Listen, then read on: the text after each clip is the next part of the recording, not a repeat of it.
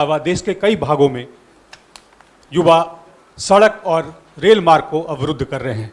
इस आपात स्थिति को देखते हुए हमने यह विशिष्ट पत्रकार वार्ता बुलाई है।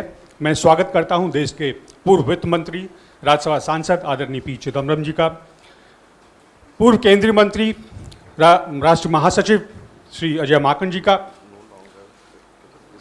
पूर्व केंद्रीय मंत्री एवं विधायक राजस्थान से आदरणीय सचिन पायलट जी का और हमारे राष्ट्रीय प्रवक्ता पवन खेड़ा जी का।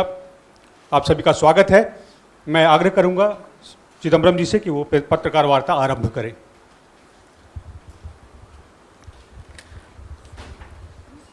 Good evening to all of you.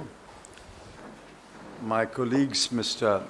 Ajay Maken, Mr. Sachin Pilot, and Mr. Pawan Khera have joined me today to address the media on a very, very important and what appears to be a controversial issue, the so-called Agnipath scheme. I have an opening statement which I will read, and then Ajay will make the statement in Hindi, and then we'll take a few questions. We would like to request you to confine this press conference to the subject of Agnipath. It is a matter of great concern that the government has announced a scheme called Agnipath to recruit 46,000 soldiers to the three defense forces. The Agnipath scheme is controversial, carries multiple risks, subverts the long-standing traditions and ethos of the armed forces, and there is no guarantee that the soldiers recruited under the scheme will be better trained and motivated to defend the country. We have read and heard the views expressed by retired defense officers. Almost unanimously, they have opposed the scheme, and we believe that many serving officers share the same reservations about the scheme. Our first concern is that the Agnipath soldier will be trained for 6 months and will serve for another 42 months when 75% of the recruits will be discharged. It appears to us that the scheme makes a mockery of training, inducts into the defense forces an ill-trained and ill-motivated soldier, and discharges a disappointed and unhappy ex-soldier into the society. The age of recruitment, 17 to 21 years, raises numerous questions. A large part of our youth will be totally excluded from serving in the defense forces. The stated objective of savings on the pension bill is a weak argument and has not been established beyond doubt. On the other hand, the short period of training, 6 months, and the unusually short period of service, 42 months, may have negative consequences on quality, efficiency, and effectiveness. We fear that the scheme may turn out to be a case of penny wise and security foolish. Several distinguished defense officers have pointed out that a fighting soldier must take pride in his unit, must be willing to lay down his life for his country and comrades, must not be risk averse, and must be capable of exhibiting leadership. They fear that each one of these objectives will be in jeopardy under the scheme. The announcements by the Ministry of Home Affairs and the Ministry of Education on post-discharge opportunities appear to be afterthoughts. They show that the scheme was poorly conceived and hastily drawn up. A major change in the mode of recruitment should have been examined thoroughly, and a pilot scheme should have been tried and tested. Nothing of that sort has been done. Several experts have suggested alternative models to address the issues of inadequate recruitment to the defense forces. There is no indication that the alternatives were examined. Given the situation on our borders, it is imperative that we have soldiers in our defense forces who are young, well-trained, motivated, happy, satisfied, and assured of their future. The Agnipath scheme does not advance any of these objectives.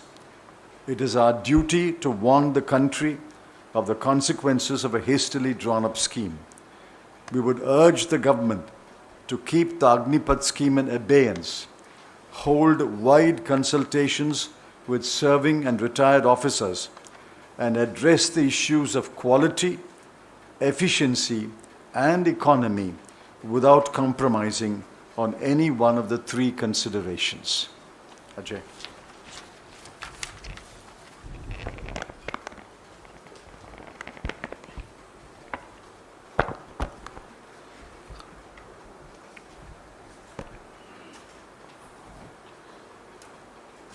साथियों, अभी चिदम्बरम साहब ने बहुत ही विस्तार से अग्निपथ के बारे में बताया। हमारे देश में ठेके पर सैनिकों की भर्ती का नया नाम है अग्निपथ, और ये हमारे देश के करोड़ों बेरोजगार युवाओं के साथ में एक भद्दा मजाक है। हमारे सरकारों के अंदर कुल मिलाकर के 62,29,000 रिक्त पद, 62,29,000, जिसमें भारतीय सेना अकेले के अंदर 2,55,000 रिक्त पद, सेंट्रल आर्म्ड पुलिस फोर्स के अंदर 91,929, लगभग 1 लाख रिक्त पद, स्टेट पुलिस फोर्सेस के अंदर 5,31,000 के करीब रिक्त पद, रेलवेज के अंदर 2,66,000 रिक्त पद हैं, और सभी अगर और भी सब मिला लें तो लगभग 62,29,000 रिक्त पद। और ठेके पर सैनिकों की भर्ती कितने टोटल? केवल 46,000 लोगों को इतना बढ़ा चढ़ा करके, और वो भी युवाओं के साथ में किस प्रकार का भद्दा मजाक है ये भी आपको आगे मैं बताऊंगा। सबसे महत्वपूर्ण, इसके अंदर केवल 6 महीने की ट्रेनिंग और 3.5 साल की उसके बाद में सर्विस, और 46,000 में से 3/4 उसके बाद में उनको हटा दिया जाएगा, और वो लोग उसके बाद में सेना में सर्विस करने लायक नहीं रहेंगे। और यही नहीं, सिर्फ 17 और 21 वर्ष के युवाओं को ही इसके अंदर आने का मौका मिलेगा। आज जब हम यहां पे आ रहे थे, किसी ने एक दुखद घटना बताई कि हरियाणा में एक इसी प्रकार के युवा, जो कि 21 वर्ष से ज़्यादा जिसकी उम्र हो गई थी, उसने अभी आत्महत्या कर ली। पूरे देश भर के अंदर युवाओं के अंदर एक ऐसा माहौल है कि जैसे वो तैयारी करते हुए आए, और हमारे देश के अंदर हमारे सरकार ने उनके साथ में एक भद्दा मजाक किया है। 2 वर्ष से सेना में भर्ती बंद है, और उसके बाद में ये अग्निपथ ठेके के ऊपर सैनिकों को लेने का भद्दा मजाक जो किया गया है, इससे ज़्यादा शर्मदार चीज़ नहीं हो सकती। सैनिकों के लिए 4 चीजें सबसे जरूरी होती हैं, जैसे अभी चिदम्बरम साहब ने बताया। सबसे पहले हमारे सैनिक प्रशिक्षित होने चाहिए, फिर संतुष्ट और खुश होने चाहिए, तीसरा प्रेरित होने चाहिए, और चौथा सुरक्षित भविष्य उनका होना चाहिए। ये हमारे सैनिकों के अंदर होना चाहिए। लेकिन क्या वो प्रशिक्षित होंगे सिर्फ 6 महीने की ट्रेनिंग के साथ में? क्या वो संतुष्ट होंगे? केवल 30,000 रुपए शुरू की तनख्वाह मिल रही है, और उसके बाद में मात्र 30,000 से 40,000 4 साल के बाद में उनको तनख्वाह होगी। क्या वो संतुष्ट होंगे? क्या वो प्रेरित होंगे? जब उनका कोई अपना यूनिट अपने के अंदर रहने के लिए नहीं होगा, अपने साथियों के लिए लड़ने के लिए, उनके लिए जान देने के लिए नहीं होगा, तो क्या हम अपने सैनिकों को इतनी प्रेरणा के स्रोत, इतने प्रेरित हम कर रहे हैं अपने सैनिकों को? क्या उनका भविष्य जब सुरक्षित नहीं होगा, जब उनको पता होगा कि हर 4 में से 3 लोग नौकरी में आगे से नहीं रहेंगे, तो क्या उनका भविष्य सुरक्षित रहेगा? तो जब वो प्रशिक्षित नहीं, जब वो संतुष्ट और खुश नहीं, जब वो प्रेरित नहीं, जब उनका भविष्य सुरक्षित नहीं, तो कैसे हमारे देश की सीमाओं की रक्षा ये सैनिक अच्छी तरीके से हमारी सेनाएं कर सकती हैं? हमारे देश की सरकार कैसे हमारी सीमाओं की रक्षा और बेहतर तरीके से कर सकती?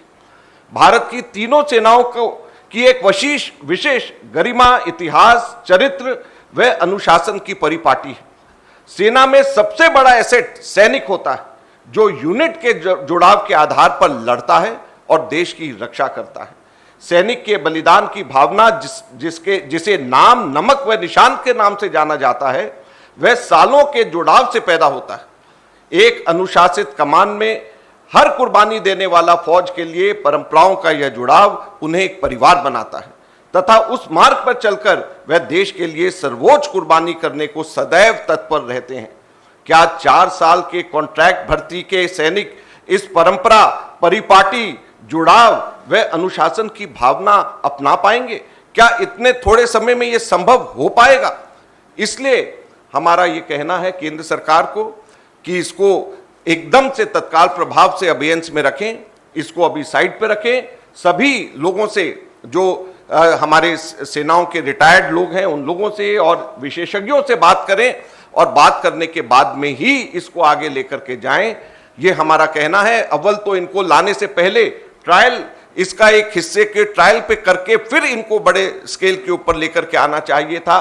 बातचीत करनी चाहिए थी, जो इन्होंने, हमारी सरकारों ने बिल्कुल नहीं करी है और बगैर बातचीत के, बगैर सलाह मशवरा के एकदम से देश के ऊपर थोप दिया है। और साथ ही साथ में हम देश के युवाओं को भी ये कहना चाहते हैं कि वो हिम्मत ना हारे, हताश ना हो। कांग्रेस पार्टी, हमारे नेता राहुल गांधी और कांग्रेस पार्टी उनके लिए ये लड़ाई लड़ेगी और पूरी ताकत से लड़ेगी, सड़क के ऊपर आकर के लड़ेगी। वो हिम्मत ना हारे, हताश ना हो और कानून व्यवस्था को बनाए रखें। कांग्रेस पार्टी हमारे देश के युवाओं को कहना चाहती है कि हम उनके साथ में ऐसे समय में खड़े हैं और उनकी लड़ाई को हम लड़ेंगे। धन्यवाद। Sachin Pilot.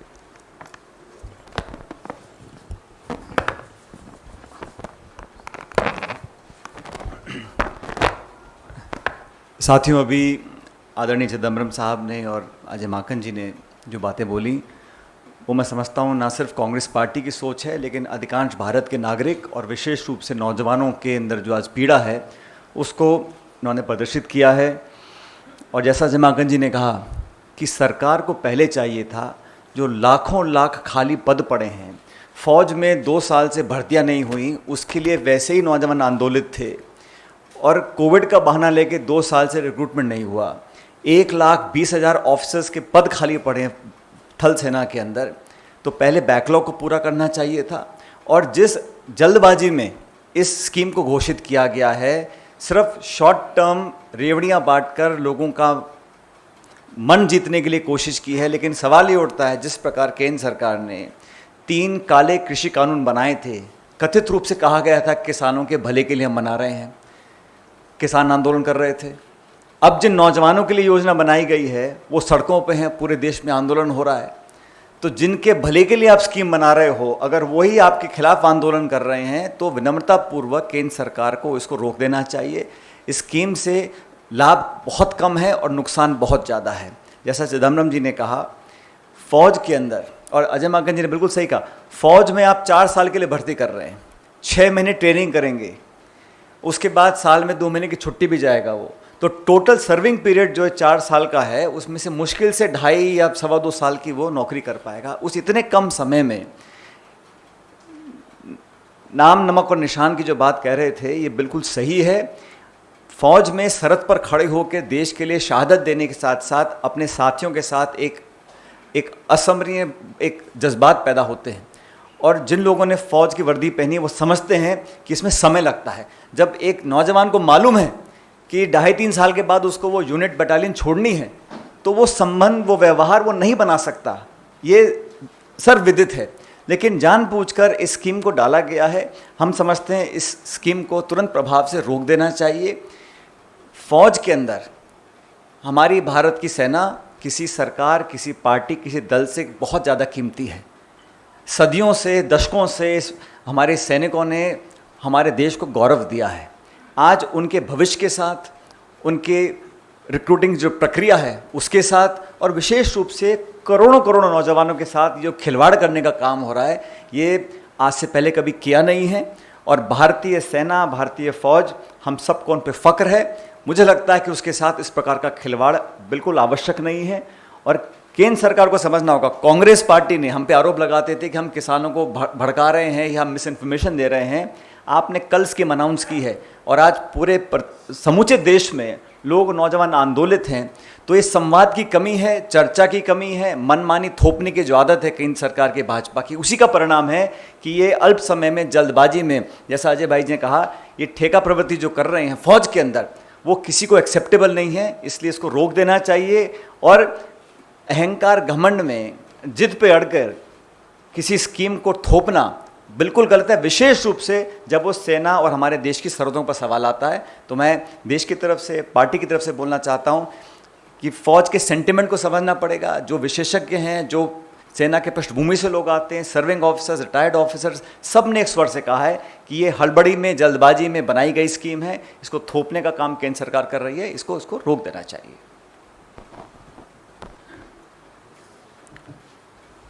Yes, we'll take a few questions. Sir, मेरा न्यूट्रिशन से रोहित दुबे हूँ।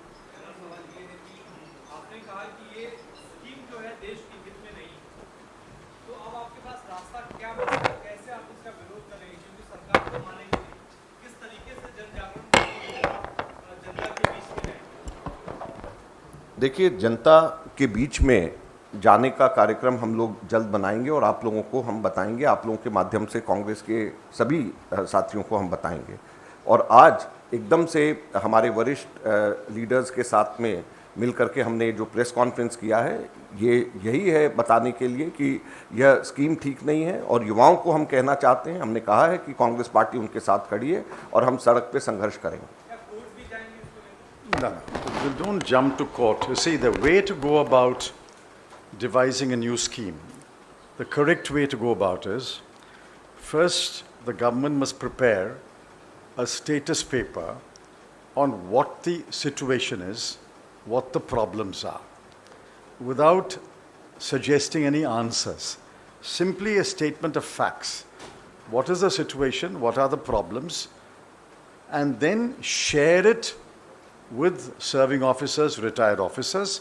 If they want to take the opposition parties to confidence, they share it with the parties and represented in parliament and ask for our suggestions after we study the paper. You have to first have a question paper before you can answer. Here there is no question paper and they have come up with answers. What are the questions first, and we will give you answers.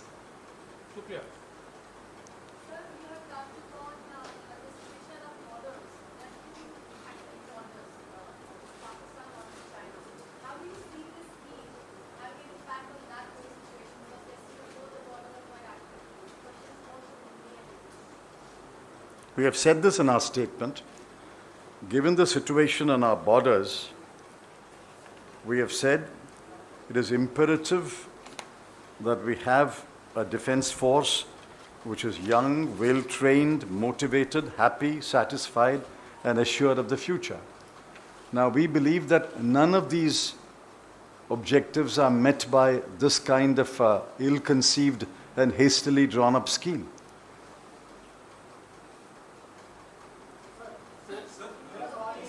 You moderate.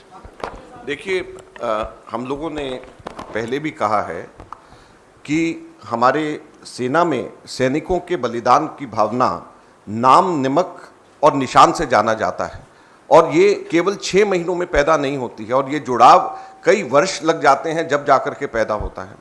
और ऐसे समय में जब हमारे सैनिक प्रशिक्षित होने चाहिए, संतुष्ट और खुश होने चाहिए, प्रेरित होने चाहिए और सुरक्षित भविष्य के प्रति आशावान होने चाहिए, ये चारों चीज़ें इसमें से मिसिंग हैं।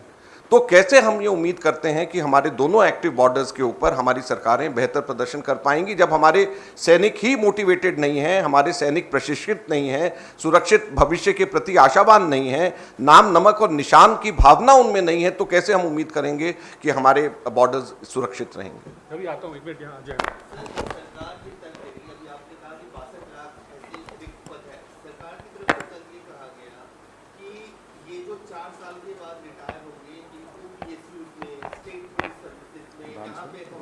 You have mentioned it. Integrity की बात है, उनका कहना है कि 6 महीने की ट्रेनिंग में हम बेसिक एम्यूनेशन की ट्रेनिंग देंगे, एक बैकअप फोर्स होगा। तो इन तर्कों और दलीलों को, इस लॉजिक को किस तरह से? As far as I understand your question, how do you train a soldier in 6 months? This is not Boy Scout training. This is not NCC. This is a fighting soldier who has to give up his life not only for his country but for his comrades. He's fighting in the trenches. He's fighting as a unit. He must be willing to give up his life for country and comrades. You don't inculcate such qualities in 6 months of training. They are treating it as Boy Scout training. This is mockery of training. And then after you train, half train him, you deploy him only for 3.5 years. Where will you deploy him? I think you said he's not fit enough to be deployed on the forward post. Then where will he be deployed? They are saying post-retirement, they will be accommodated in state police services, PSU, and other. See, there are any number of ex-servicemen in this country. If they wanted to join the CAPF and the state police, they would have joined. But why are there so many vacancies in police forces and CAPF? You simply don't take two separate issues and say, I say so, therefore this guy will go there. Why are there vacancies in police forces? I was Home Minister. I know the huge number of vacancies in state police forces, huge number of vacancies in CAPFs. Why are the ex-servicemen not joining those forces? So merely because he becomes an ex-serviceman after 4 years, there's no guarantee he will join the CAPF or the state police force. They require a different frame of mind, a very different frame of mind. And best of my knowledge, an army soldier is trained to shoot to kill the enemy. A police is not trained to shoot to kill. It's a different matter. Some of the guys do that, but that's not the way the police is trained. They are very different trainings. All these are simplistic solutions they are suggesting without thinking through the whole matter. Sir, Please.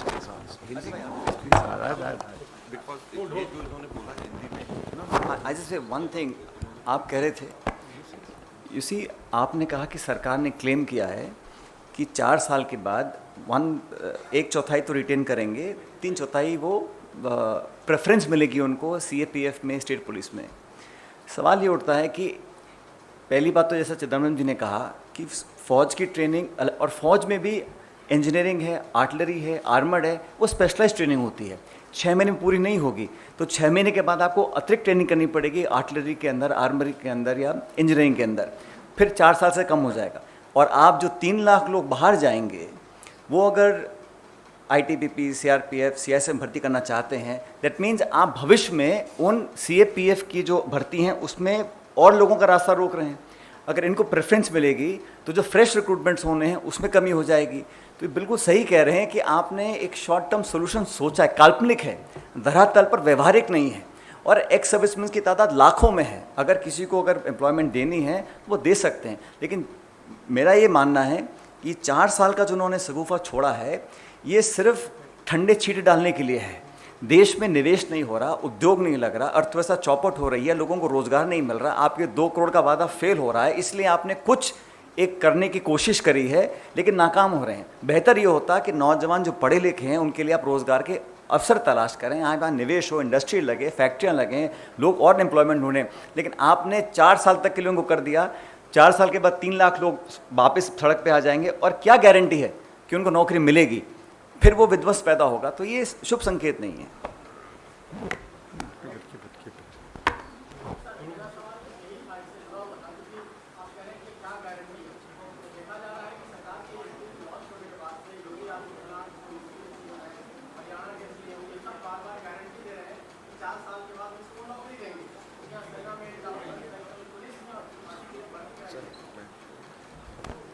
देखिए, चिदम्बरम जी ने और सचिन जी ने बहुत detail में ये बात बताई है। मैं हिंदी में दोहराना चाहता हूं जो चिदम्बरम जी ने कहा मुख्यतः। एक तो अभी भी हमारे जो paramilitary forces, central arm police forces हैं और स्टेट पुलिस फोर्सेस दोनों में मिलाकर के 6,30,000 की वैकेंसीज हैं, 6,30,000। और इतने सारे एक्स सर्विसमैन हैं, वो लोग जो हैं इसके अंदर क्यों नहीं खप रहे हैं? अभी इतने सारे एक्स सर्विसमैन हैं, वो इसके अंदर क्यों नहीं खप रहे? अब इस चीज को कैसे वो कह रहे हैं कि हम लोग उसके बाद में ले लेंगे? दूसरी जो महत्वपूर्ण बात चिदम्बरम जी ने कहा कि आर्मी की ट्रेनिंग और पुलिस की ट्रेनिंग में एक बुनियादी फर्क है। बुनियादी फर्क यह है कि आर्मी के अंदर शूट टू किल, दुश्मन को जान से मारने की ट्रेनिंग दी जाती है, तो पुलिस के अंदर जान से मारने की ट्रेनिंग नहीं होती है। पुलिस का काम पैरामिलिट्री फोर्सेस का भी और स्टेट फोर्सेस का भी, दोनों के अलग एकदम, और आर्मी से अलग है। तो ये बिल्कुल गलत बोल रहे हैं। और तीसरा जो साथ में सचिन जी ने कहा वो मैं दोहराना चाहूंगा कि अगर मान लीजिए ये स्टेट फोर्सेस या पैरामिलिट्री फोर्सेस में अगर ये भर्तियां करेंगे तो जो लोग उसमें जाना चाहते हैं आप उनकी नौकरी को भी तो रोक रहे हैं। तो इसलिए ये जो 3 बातें हैं, इसके अंदर 3 जवाब हैं। मैं समझता हूं कि ये आप लोगों को स्पष्ट कर देगा कि क्यों ये संभव आगे के लिए नहीं होगा।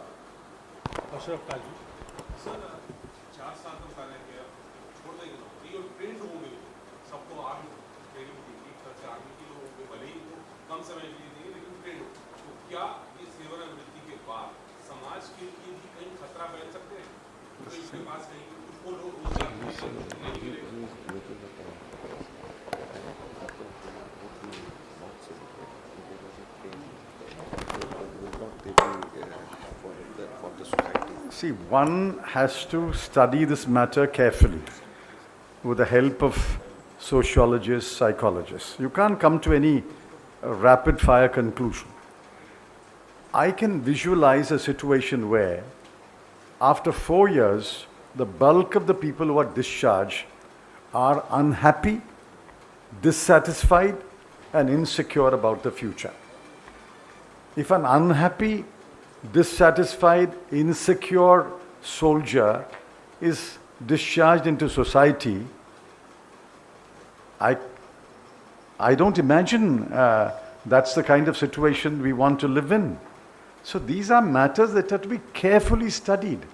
Without a study, you say a trained man is being discharged into society. But remember, he's trained to handle a weapon, but he's also unsatisfied, dissatisfied, and unhappy. These are very, very complex psychological issues that have to be studied. I don't think anybody in the government has even looked at this.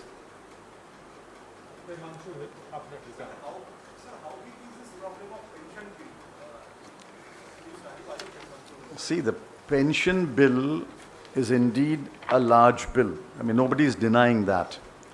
Nobody is denying that the pension bill is large.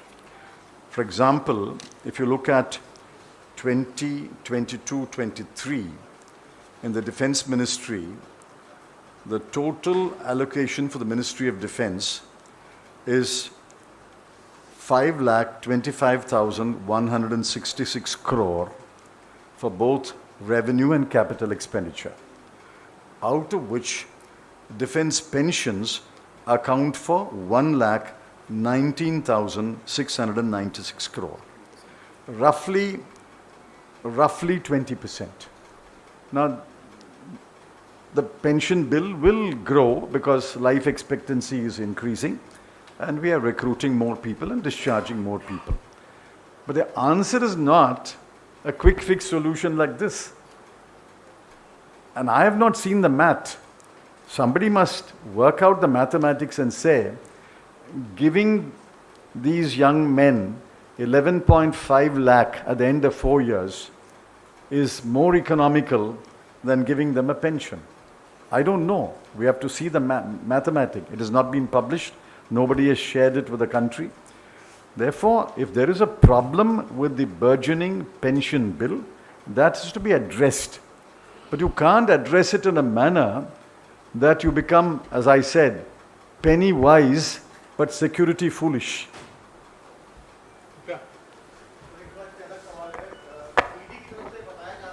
No. Only about Agnipath. Sir, in the present